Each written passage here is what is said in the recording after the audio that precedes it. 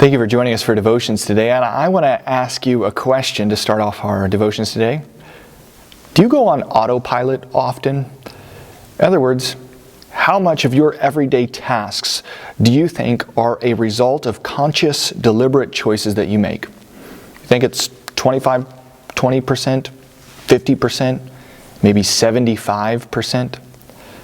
Timothy Wilson, a psychologist at the University of Virginia, suggests that only 5% of what we do in a given day is the outcome of conscious, deliberate choices that we make.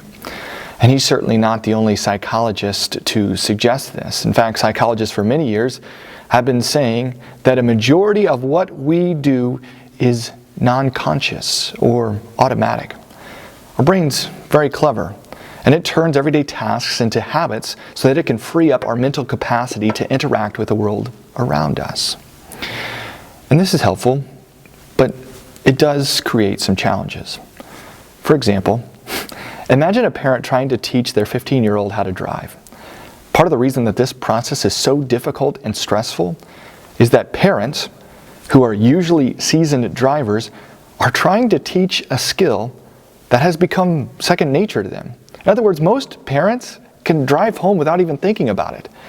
And so they've forgotten the complexity of the task that they are trying to teach to their children. There are other examples of this as well. In fact, it's no secret that much of our interaction with the liturgy in church on Sunday has become part of that 95% of our unconscious actions.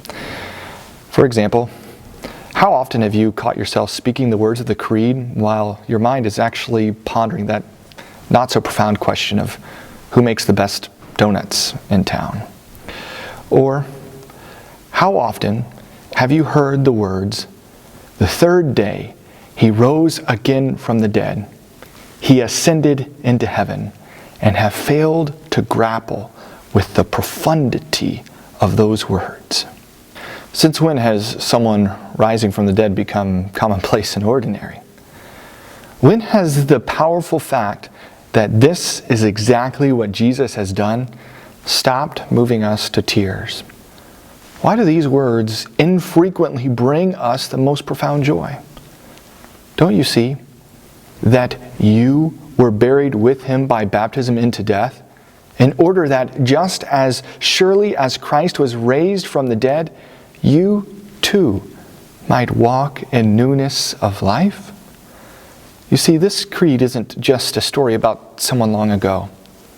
It's your story. It's not just about the life of Jesus. It's about your life as well. It's not just about Jesus' ascent into heaven. It's a promise of your ascent as well. What a wonderful gift. Make this promise part of your 5% today. Please pray with me. King of glory, by your mercy and compassion, you gave yourself over to death on the cross to obtain everlasting righteousness, innocence, and blessedness for me and all believers.